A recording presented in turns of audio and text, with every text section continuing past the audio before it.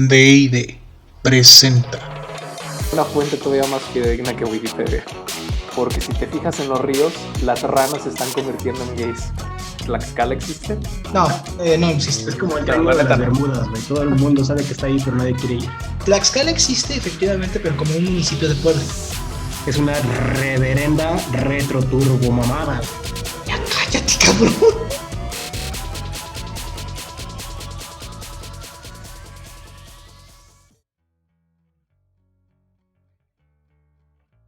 Iluminados, nosotros somos D&D, los ilustrados, los fidedignos, los comentadores de la verdad y sobre todo, los humildes. Si quieren conocer lo que el sistema nos oculta, acompáñenos y juntos sacaremos a la luz los enigmas de este mundo. En el episodio de hoy hablaremos de MK Ultra. ¿Qué es? ¿Cómo funciona? ¿Y cómo se aplica? Dinos. En 1973, el director de la CIA, Richard Helms, ordenó que se destruyeran a toda prisa todos los documentos de un proyecto con más de 20 años, el proyecto MK Ultra. Un año después, el New York Times denunciaba en sus páginas que la CIA había estado realizando actividades ilegales dentro de Estados Unidos. Sí, se refería al proyecto que Helms intentó enterrar poco después.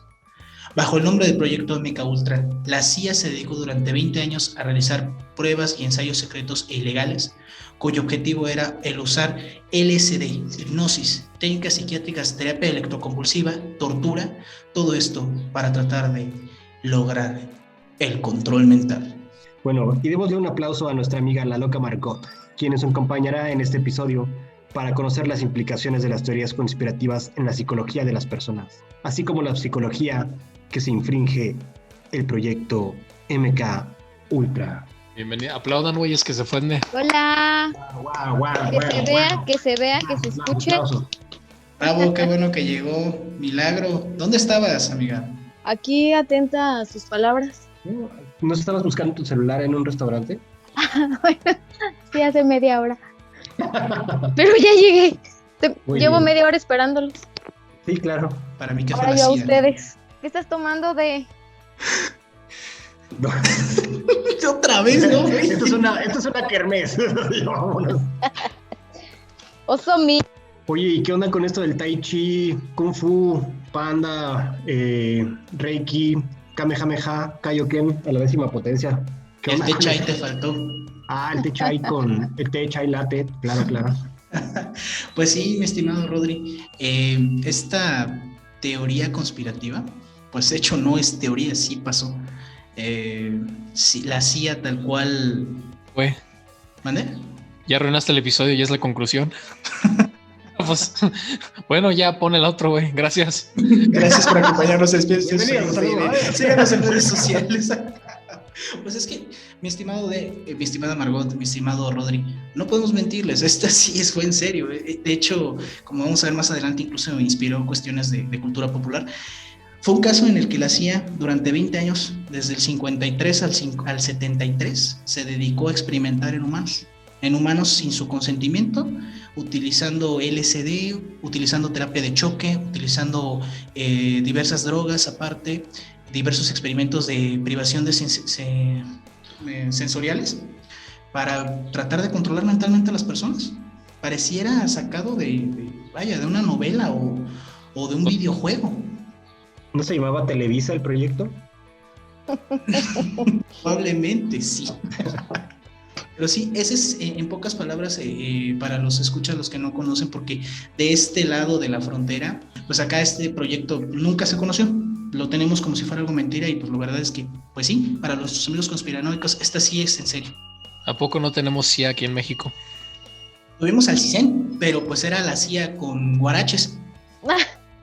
PGR, ¿no? La PGJ, la AFI. No, la idea de una inteligencia, de una agencia de inteligencia era el CISEN.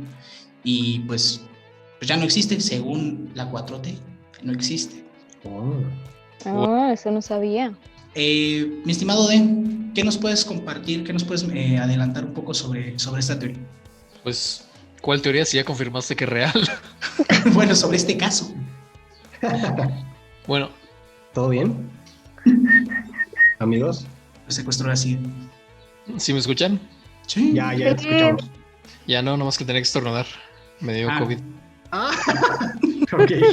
Perdón, antes de interrumpirte, íbamos a hacer una mención especial a un fanático, ¿no? de nuestro podcast. Claro, nuestro fan destacado a seguir, el querido Romiel. Sí, nuestro estimado Rommel, que vaya, no se pierde un solo episodio de nuestro programa. Y pues te damos las gracias. Sí. Y darle las gracias por publicar en todas nuestras publicaciones, valga la redundancia, con notas muy bonitas de la Corán. No seas así, del Bajamaputra. Oye, pero es peruano, ¿no? Peruano, ¿me das, por favor, el siguiente tema, por favor, David? ¿Okay? Dice que te sientes, carnal. No, aquí estoy muy bien de pie, muchas gracias. Bueno, ya antes de que continúes, decir efectivamente, nuestro amigo Rommel Campos Palomino, te damos un afectuoso saludo y muchas gracias por tus tan buenos comentarios, tan buenos deseos. Que Dios te devuelva lo mismo, exactamente. Gracias, Rommel. Mi estimado B, adelante. Bueno, pues para contar un poquito más acerca del caso, se expuso en gran parte gracias a un artículo del periódico The New York Times en 1974. Si ustedes conocen un poquito más de historia en Estados Unidos, el New York Times fue emblemático y a la fecha sobrevivió mucho en parte de su reputación de antaño, gracias a The Pentagon Papers, que fueron documentos del Pentágono, así como algo que sería un poquito más sonado aquí en Latinoamérica de los Panama Papers o el caso Odebrecht. Básicamente el New York Times se puso en aprietos canijos porque empezaron a revelar información confidencial del Pentágono. El Pentágono siendo la sede de todos bueno, no todos, pero la gran mayoría de los poderes de guerra de los Estados Unidos. Entonces, en el momento que se publican estos documentos, el New York Times es demandado y eventualmente llega a la Suprema Corte de los Estados Unidos en un caso emblemático donde se establece la libertad de prensa en Estados Unidos. Pues no les bastó únicamente con ese caso, sino que también hicieron una investigación respecto de el caso de MK Ultra, y aquí fue donde fueron filtrando información confidencial y donde ganó notoriedad el caso en la cultura de los Estados Unidos, porque sí fue el medio por el cual las personas se enteraron. Hagamos un ejercicio de recordar que en ese tiempo no había Twitter, no había Facebook, no había ya redes sociales por el medio de cual nos enterábamos, entonces la gran parte de la gente se enteraba por medio de las noticias. Estar en el periódico es, aquí en Latinoamérica, el nombre del periodicazo, donde pues ya sales y te exhiben. Pues era por esto, porque la única forma en la cual te enterabas de cualquier situación a nivel mundial era por medio de las notas del periódico. Y al ser el New York Times, que ya tenía esta fama de ser los primeros en revelar información confidencial, pues obviamente tenía toda la credibilidad del mundo. Y aquí es donde exponen lo que pasó en el caso MK Ultra, apoyado con documentos confidenciales con los cuales podían resguardar mediante pruebas fidedignas lo que estaban revelando, y ya con eso ganó pues mucha notoriedad esta nota o este caso. El incidente de Point Saint Spirit en la noche del 15 de agosto del 51, este es un pequeño pueblo que se vio envuelto en un episodio muy raro de la historia. Más de 250 personas fueron invadidas por la histeria colectiva y al menos 50 de ellos terminaron en una residencia psiquiátrica. Otros de los 7 tuvieron peor suerte y murieron, y 2 de ellos se suicidaron. Tiempo después, el British Medical Journal informaba que el origen del brote se debía a una contaminación por el cornezuelo. El cornezuelo es un hongo alucinógeno que antes se ocupaba como para partos o pues para procedimientos medicinales para disminuir como la conciencia de las personas. Y bueno, entre estos componentes está el ácido lisérgico, que el dato curioso es que es precursor del potente alucinógeno que es conocido como el LSD. No es hasta mucho tiempo después que el descubrimiento de ciertos documentos lanzaron otra hipótesis, y en vez de cornezuelo se sospecha que hubo otra droga, surgió la hipótesis de que pudo haber sido otra droga. Y el experimento se llevaba como un control mental por la CIA. O sea, esto ya se fue a otro nivel. Más allá del suelo estadounidense, aunque esto es solo una hipótesis sostenida por el periodista de la investigación H.P. Albarelli. Lo cierto es que el bioquímico e investigador de Frank Olson fue uno de los hombres enviados por Pont Saint Spirit durante aquellas fechas. Curiosamente, Olson también estaba implicado en diversos proyectos secretos. ¿Cómo ven esta parte? Olsen, pues lo podemos catalogar como el padre del LSD. Pues sí, porque, bueno, se podría decir que gracias a las, a las investigaciones que tuvieron, pues pudieron haber sido como los, se puede decir, como padres putativos de esta droga. ¿Y qué le pasó a Frank Olsen? Pues se aventó de una ventana, básicamente. ¿Y por qué? Entonces, en el 53. Y pues, Igual la mexicana. fijo, se aventó la Juan Escutia. ¡Vámonos! Yo pensé que Escuchas. el caso de este cuate que se haya suicidado, pero por estrés postraumático o algo por el estilo. Y bueno, para comentar a esa parte, de hecho, Frank Olsen, por lo que nosotros investigamos, se acabó suicidando, se aventó de una ventana, como tú mencionas, y efectivamente su familia menciona que este suicidio se debió a las cosas que le tocó observar dentro de estas experimentaciones. Una de las cosas que él más lo traumaba, por ejemplo, es el uso de gas sarín dentro de los propios experimentos que hacían, pero a sus propios voluntarios. Vio cómo moría gente echando espuma por la boca por el propio experimento que estaban realizando con esta cuestión del MK Ultra. Fue como el creepypasta del experimento ruso. ¿Cuál? ¿El de la niña Lola o Marta o No, güey, que Pancha, ¿cómo se llama? encierran a un grupo de personas ahí, les dan una droga para que no tengan que dormir ni comer ni nada. Y se convierten adictos a la droga y luego se empiezan a despedazar entre ellos y ya nada más empiezan a pensar como un colectivo. O sea, al final del día es una creepypasta, entonces no tiene mucho valor, pero ahorita que comentas de cómo estaban haciendo los experimentos, sí es muy similar a cómo te plantean esa historia en el creepypasta. Pues sí, sí. Y hablando de creepypastas y cuestiones ahí medio, pues que dan miedo, mi estimada Margot, ¿qué nos puedes comentar sobre el tema? A nivel psicológico, ¿qué tipo de estrés se maneja en este tipo de cuestiones que estamos viendo? Pues mira, justo como estaban platicando respecto al tema de las guerras, ya de por sí el tema o la palabra guerra implica como ciertas situaciones traumáticas, ¿no? En los 1900 hubo demasiado estudio, por así decirlo, fue el auge, por ejemplo, en la psicología de muchas teorías, y obviamente para poder validar estas teorías, pues tienen que hacer ciertos experimentos, ¿no? ¿Y con quiénes experimentaban? Pues con las personas. Ahora, el tema de las guerras era muy benéfico para los países porque dejaba gente pues traumada, con amputaciones, psicológicamente pues muy deteriorada, y estas personas eran las que servían en muchas ocasiones para los experimentos. Ya no había un sentido común, ya no había un yo estructurado, ya había mucha ruptura de las personas. Bueno, no tengo duda de que seguramente hicieron uso de este tipo de personas, ¿no? Los experimentos que se viven en estas épocas tienen que ver con, por ejemplo, los electroshocks, ¿no? Que era como todo en base al tema del cerebro. Las lobotomías, que era perforarles en muchas ocasiones pues el cráneo y encajarles pues agujas al cerebro. Y al final de cuentas, bueno, esto genera a la larga que la persona quede de alguna forma catatónico, o sea, existes, respiras, pero no tienes una conciencia de sí. En otras ocasiones, bueno, personas que llegan a estar con el LSD, por ejemplo, pueden tener delirios, alucinaciones, pasa el efecto, hay una conciencia nuevamente, pero no al 100%. O sea, quedas con paranoia, con depresión, con ansiedad, y eso al final de cuentas genera pues muchas situaciones a nivel emocional, ¿no? Pérdida de ti mismo, pérdida de la realidad, empieza esta situación o sensación de psicosis, de la realidad no está siendo real.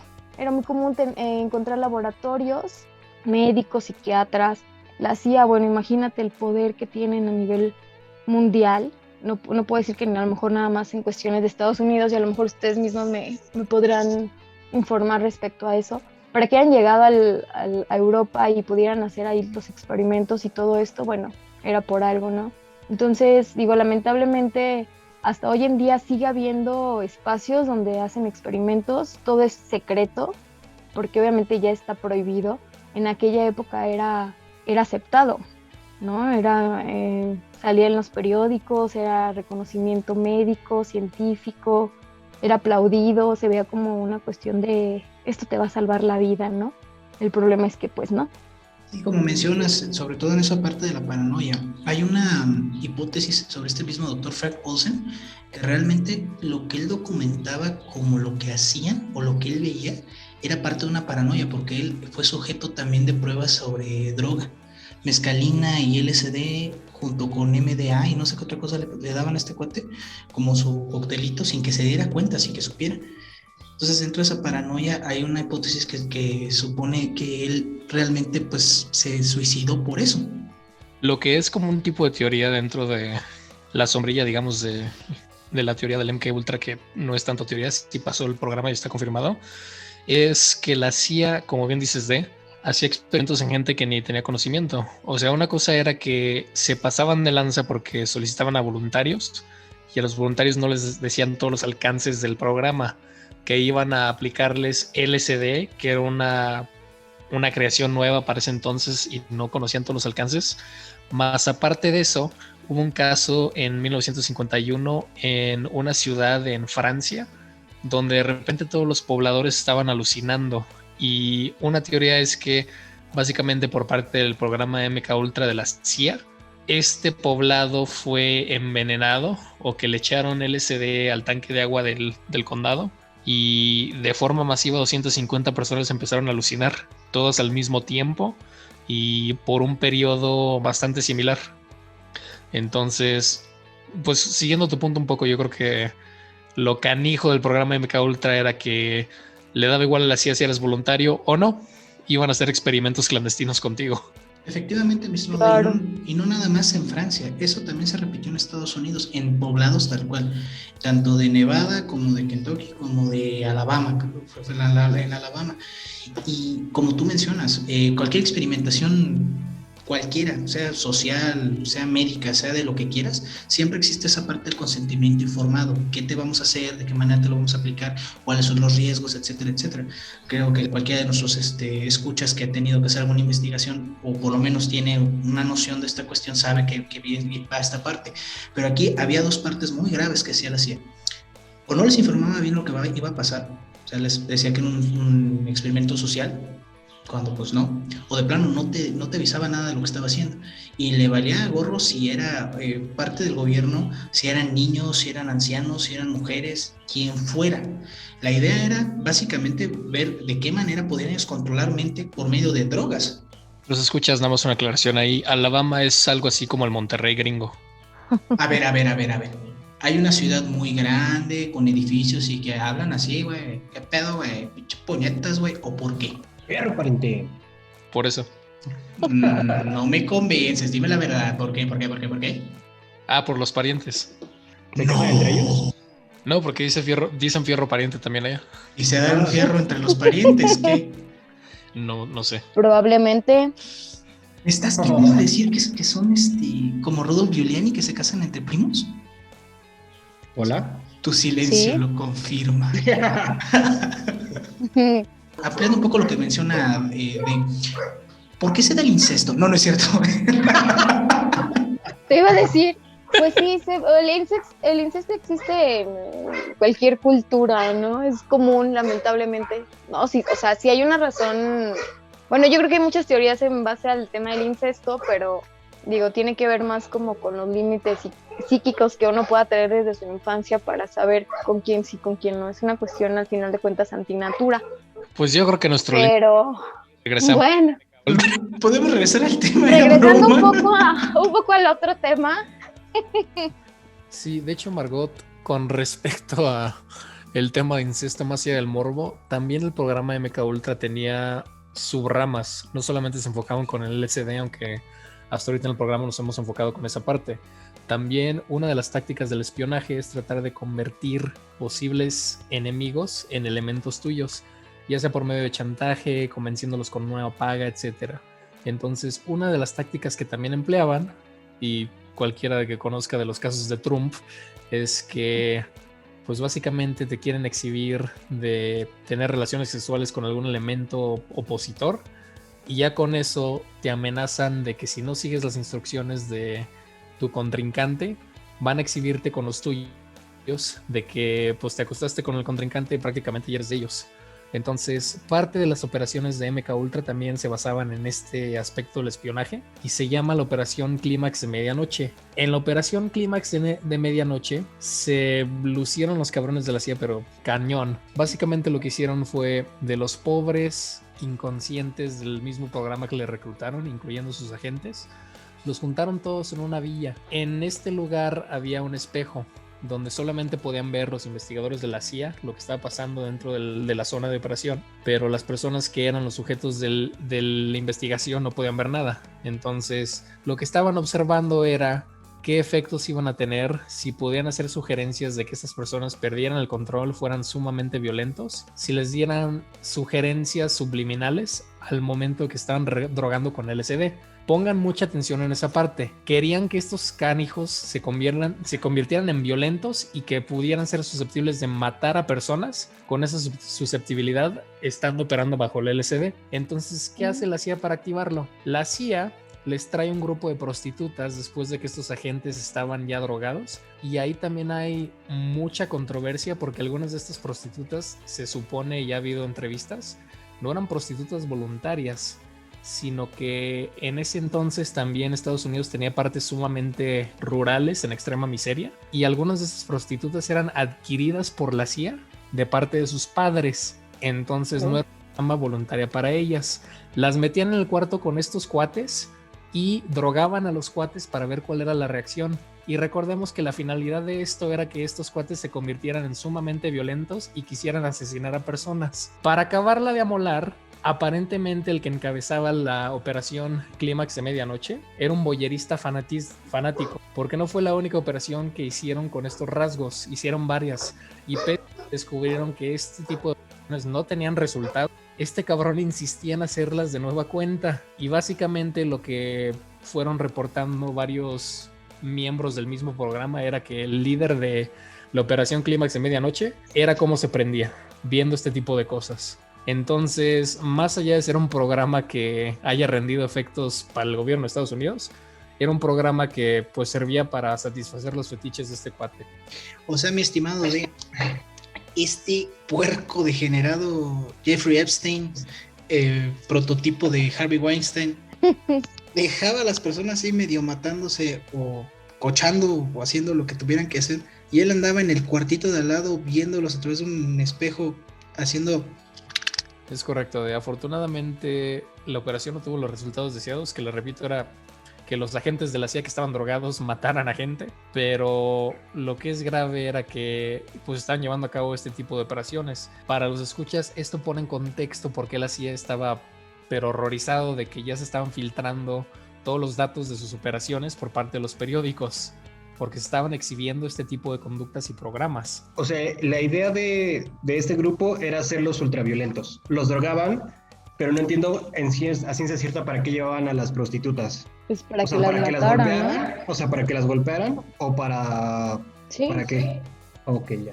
Está fuerte, porque aparte en eso que dicen que la familia las llevaban como voluntarias o como ofrenda casi, pues sí complica todavía más las cosas. Es que les pagaban, ¿no? Les pagaban a las familias para que de alguna forma dejaran a sus hijas, o sea, si estaban como en este estado de pobreza. Al final de cuentas, el tema de la prostitución, digo, a lo largo de la historia ha sido algo siempre prohibido y se ve como súper perverso. Entonces, imagínate, aparte el imaginario de la mujer, ¿no? De verlo como un objeto, como justamente de experimentación.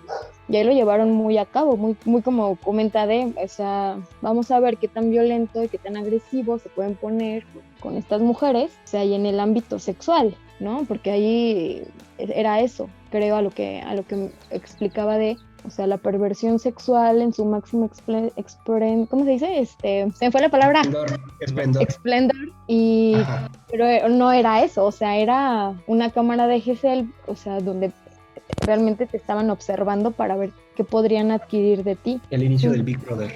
Exacto. Sí, es que también, como mencionan, pues al final de cuentas eran chicas de poblados lejanos, porque pues sí, va a sonar horrible, pero pues es que esa es la mentalidad que han de haber tenido. Si las desaparecemos, pues nadie las va a extrañar, nadie va a pensar nada de ellas. Decimos, ¿sabes qué? Pues nosotros hicimos esto y ya se fue a la gran ciudad, ya anda por ahí perdida. Claro. Pero esta parte de drogar, por ejemplo, a los soldados es bien conocido, ¿no? Está bastante documentado. Por ejemplo, yo he escuchado pues de jubilados o de, ¿cómo les llaman ellos? Ah, sí, de los veteranos de Vietnam. O sea, que los drogaban como para poder disparar o poder matar a otras personas, ¿no?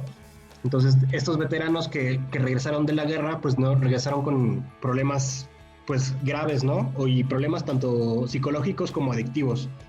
Y de hecho es muy conocido, creo que en playas de Puerto Vallarta es donde están gran parte de estos, o donde estaban gran parte de estos veteranos. Justamente, por ejemplo, en las guerras, se supone que muchas teorías empezaron a implementar, como por ejemplo el humanismo, para permitirle al ser humano estructurarlo otra vez, ¿no? O sea, eran situaciones tan traumáticas lo que se vivía, tanta muerte, el matar a otros, lo violento que llegaban a ser. Y el humanismo permitía de alguna forma como darle contención a los veteranos. O sea, yo cuando llegabas después de estos shocks, era impresionante porque la mayoría de los veteranos regresaban con paranoia, con el famosísimo estrés postraumático, que eso lamentablemente los iba despersonalizando. Yo cuando estaban incluso en espacios seguros, con sus familias, retirados quizá, no había una posibilidad de vivir. O sea, esos son a veces los síntomas o las consecuencias del estrés postraumático. Hay una sensación de que todo es irreal, de que no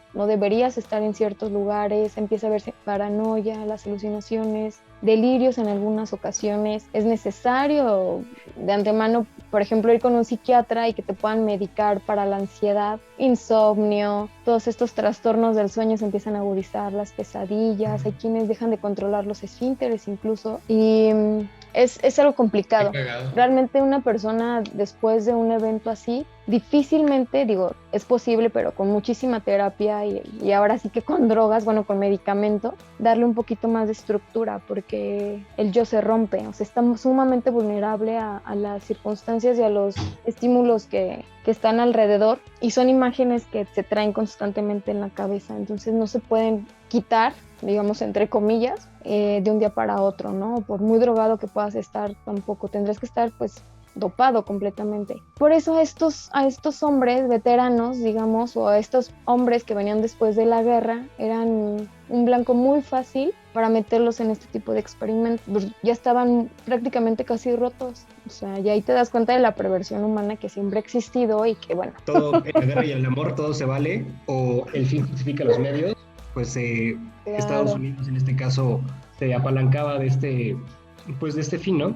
Y es que saben también hay que tiene que ver, y razonando también con el punto anterior de las prostitutas, era muy inteligente la CIA, bueno, pues es la CIA al final de cuentas, Claro. pero fíjense bien, elegían poblados chiquitos, elegían personas descartables, elegían sus propios empleados que los conocían de pe a pa, que podían silenciarlos si era necesario. Entonces, a mí no me sorprende, bueno, cuando lo empezamos a checar, decía 20 años que se hubieran tardado en detectar este asunto, pues dices, ay caramba, ¿cómo no supieron antes? Pero la verdad es que pues lo cierto es que sí fue poquito tiempo para lo que realmente sabemos realmente, porque hay que reconocer algo. Esto que hemos mencionado y lo que mencionaremos poco más adelante son las historias que se saben. Lo cierto es que hubo muchos documentos que se perdieron. Es infinidad. Se tiene un cálculo que lo que se recuperó fueron menos del 30%. Y esto es la punta del iceberg. O sea, realmente no podemos dimensionar todo lo que se hizo y como tú dices, o sea, esto nada más es nada.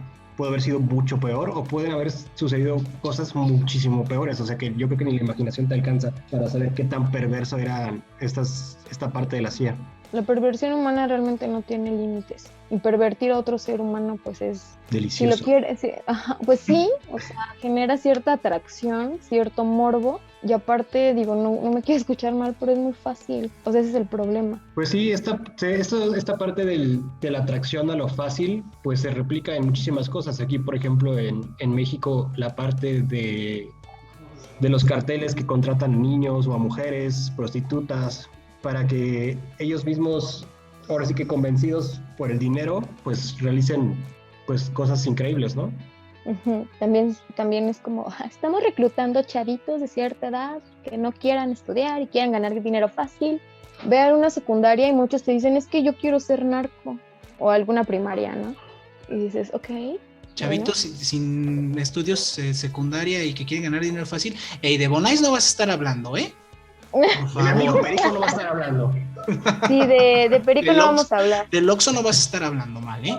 Por No, favor. para nada. Mm, Retiro lo dicho. Sí, mi estimada Margot, ya nos estás deprimiendo con tus temas. Ay, ¿Qué perdón, siempre costumbre vengo a tienes, arruinar. hombre? Siempre vengo a arruinar lo guapachoso de los temas, perdón. Y te vuelve a tocar Triste. conclusión. Pero es que es súper triste lo que se vive en situaciones así, o sea, imagínate. Pero la experimentación con los humanos es, bueno, también con los animales, obvio, pero El conejito digo, Ralph. sí, like. con las vacas y los borregos, sin echarle la pedrada a uno que está por aquí, pero Los toros. pero bueyes. sí. Muy bien, mi estimada Margot. Retomando un poco el tema, porque si no, pues nos vamos a largo y pues empezamos a llorar aquí. Mi estimado D, ¿qué comentario tienes? Pues ya cubrimos todas las bases de qué es el programa, en qué consiste, cómo lo operaban. Ya nada más por último acabo de mencionar por qué sigue vivo. Si es un programa que estamos comentando que es de la época de los 50s, ¿por qué fregados sigue siendo relevante el día de hoy? Para los escuchas que hayan visto la serie de Stranger Things, 11 es la niña que obtiene los poderes para transportarse al otro mundo y tiene capacidades psíquicas. Se supone que 11 obtiene sus poderes a raíz del programa MK Ultra de la CIA. Es la razón por la cual se detona esta parte. Y si se fijan, ya peligro de spoiler, en las temporadas más adelante, Rusia también tenía un portal similar porque estaban desarrollando un programa muy similar. La cuestión de lo que hablamos de que las prácticas lamentablemente sexuales eran para tratar de convertir un agente de un lado al otro, era porque en este tiempo estábamos en el mero pico de la Guerra Fría entre la URSS y los Estados Unidos. Entonces para la CIA era muy interesante ver cómo podemos cerciorarnos de que nuestros elementos efectivamente eran fiables. Y salvo que leyeras la mente, pues no ibas a saber. Y a alguien se le prendió el foco. Pues vamos a leer mentes. Entonces, a raíz de todo esto nace el programa y es también el trasfondo de la serie de Stranger Things. A la par, la CIA no era la única agencia de inteligencia de los Estados Unidos que estaba haciendo este tipo de investigaciones. Hay una película también de George Clooney que se llama Los hombres, The Men Who Stare at Ghosts, los hombres que ven a las cabras, y básicamente esto se basa en un programa del ejército de Estados Unidos donde recibieron reportajes de monjes en el Himalaya que tenían el poder de matar a cabras con una sola mirada porque ya tenían una destreza psíquica demasiado elevada. Entonces esta fue una investigación con respecto a las cabras que hizo el ejército de Estados Unidos para tratar de tener un programa a la par que MK Ultra. Estamos hablando muy mal de la CIA, justamente, pero hay que recordar que no era la única agencia que estaba llevando a cabo este tipo de programas. El tema de leer la mente en esa época, en 1950, era muy interesante, no solo para una rama de Estados Unidos, sino varias, y no solamente para Estados Unidos, sino para varios gobiernos. Entonces, esto se transpone en cuanto a la cultura popular en un sinnúmero de programas, inclusive más allá de Stranger Things. Ha habido varias series que tienen su sustento en este tipo de programas y maquinaria que es un intento de leer la mente humana. Por ejemplo, aquellos que conocen la serie Los X-Men sabrán cómo opera el Profesor X, don Javier. Básicamente se alió con el gobierno de Estados Unidos en la serie de X-Men y desarrollaron una máquina que amplía sus capacidades psíquicas. Entonces sí está un poquito ya más relacionado con varias cosas de la cultura en general, y también es bueno y vale la pena saber pues de dónde vienen estas cosas de la cultura, ¿no? Como que los damos por visto en varios aspectos, pero pues al final sí tienen un sustento histórico y pues sí tiene mucho que ver con de dónde tenemos, por ejemplo, estos estudios psicológicos de los que estamos hablando, Margot, y de dónde sacamos mucho, porque a raíz de que va avanzando la humanidad y que tenemos logros en cada aspecto del conocimiento, también hay que recordar que estos logros nos han costado, y nos han costado vidas, sufrimiento de personas, etcétera. Mi estimado muy acertado tu comentario. ¿Nos podrías decir en inglés cómo se pronuncia la máquina del profesor Javier? La máquina del profesor Javier. Sí, cerebro. ¿Cómo se pronuncia en inglés? Cerebro. Es que no sé ustedes escuchan, pero acá mi amigo pronuncia el English, pero bien fregón. No, Yes, I do. Yes, I do. No, pero como dice Eli, sí es cierto. De hecho, es algo que te iba a mencionar. Dije, a ver si me da chance, pero me ganó el comentario.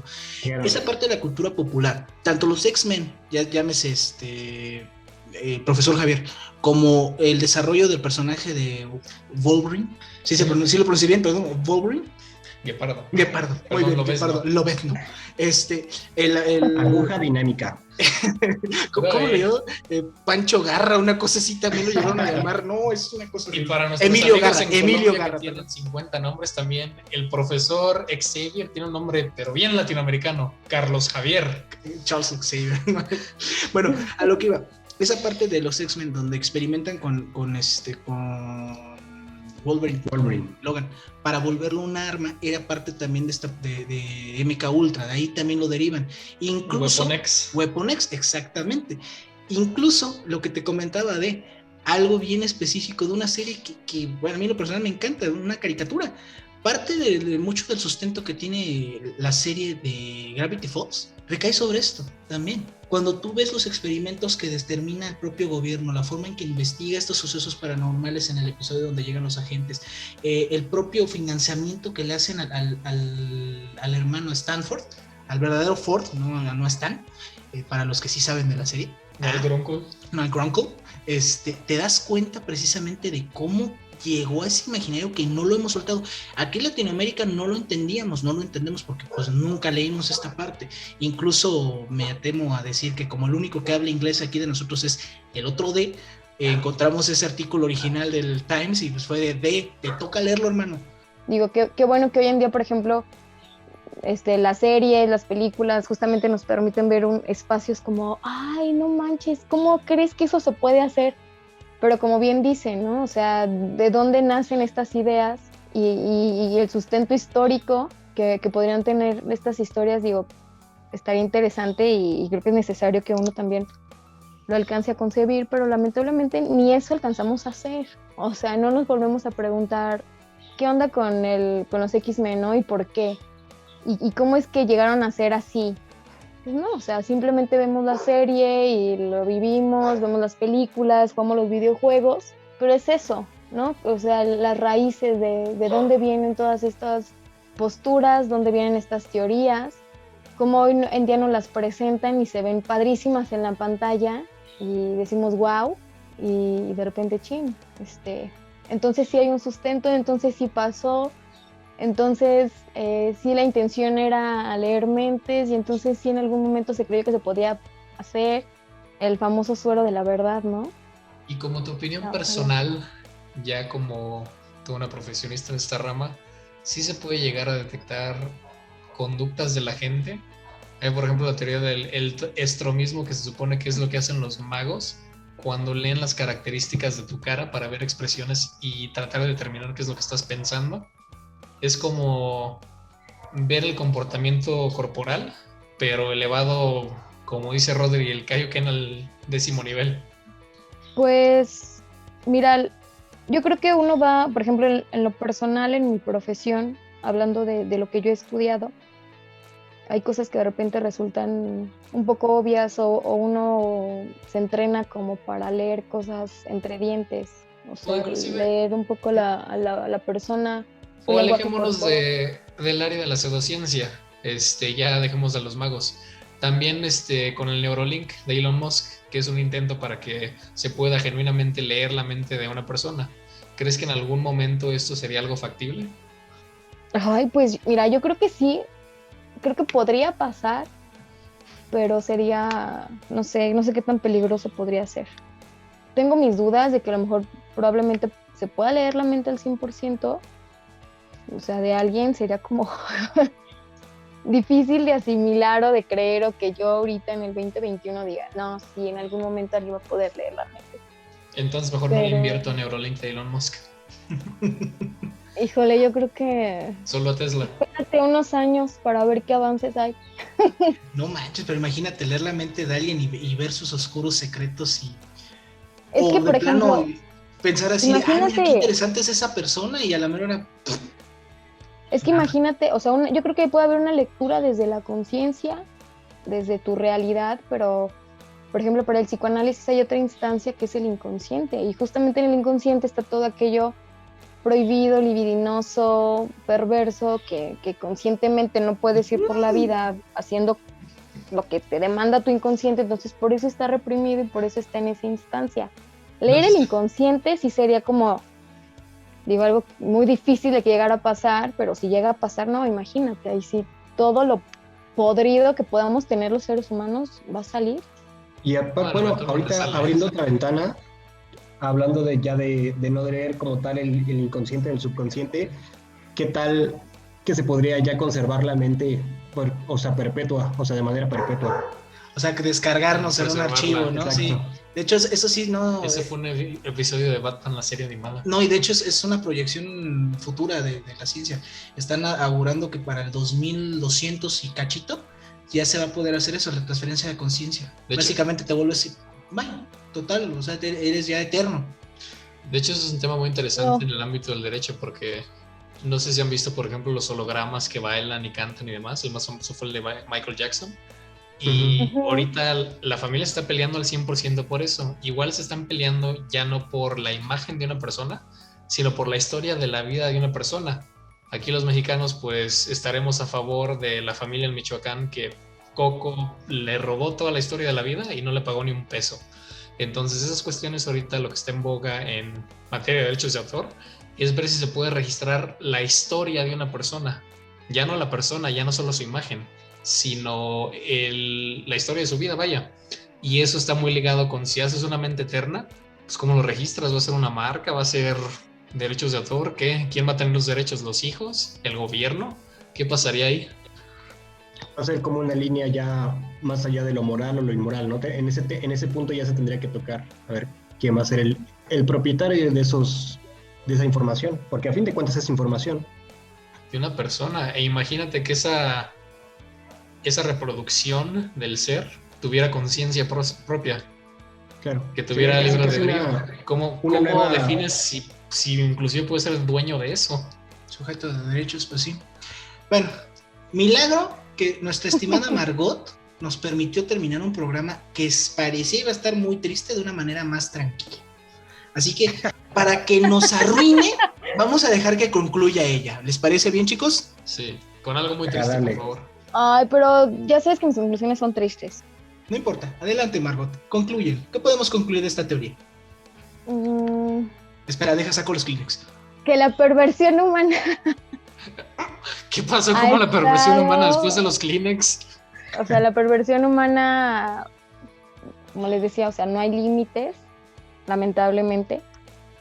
No hay una ética, como replanteaban ahorita, no hay una moral, no hay algo que... No sabemos hasta qué punto realmente podemos incluso desarrollar nuestra cabeza y con qué intenciones, ¿no? Se ve, por ejemplo, en la película de Lucy. Y pues bueno, lamentablemente somos tantos que creemos que podemos hacer uso de nuestros iguales para alcanzar nuestros objetivos.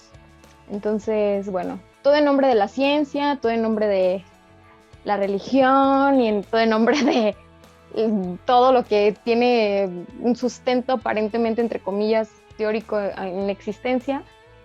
Entonces, pues bueno, llegaremos al punto en el que, como decían ahorita, ¿no? Ponían en entredicho qué va a pasar con el humano en un futuro, pues a lo mejor hasta incluso dejamos de existir.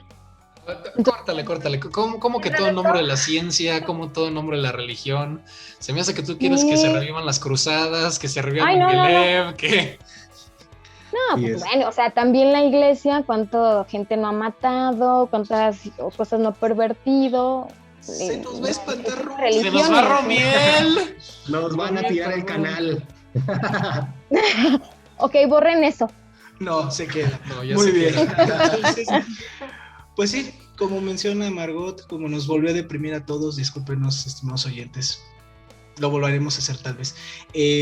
Esta, como les dije desde el principio, no fue una teoría conspirativa. Esto pasó. Esto es algo real. No es una reverenda mamada, es una reverenda verdad.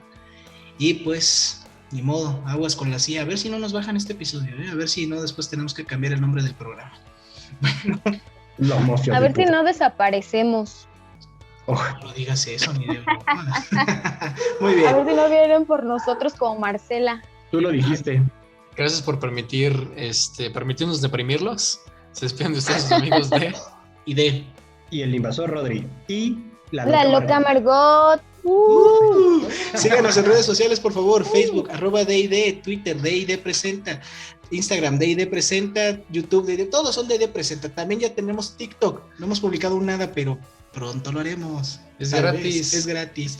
Y síganos, estamos chavos todavía. Bueno, casi. Chavorrucos. Recuerden, Rodri es Rodri CDMX.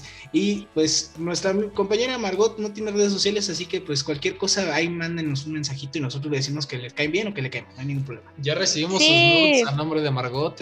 Por favor, dejen de mandarlos. Sí, no, ya, por favor, ya nos queremos más dick pics, ya no hagan eso, por favor. Bueno, y recuerden, si no quieren ser ovejas del sistema, suscríbanse al canal. Y recuerden, el hombre porrilla también los vigila. ¿Un porro o LCD? Vámonos, listo. Adiós. ¡Ey! ¿Se dan cuenta cómo la loca Margot? Toda tristeza. Perdón. Metes. Tequila.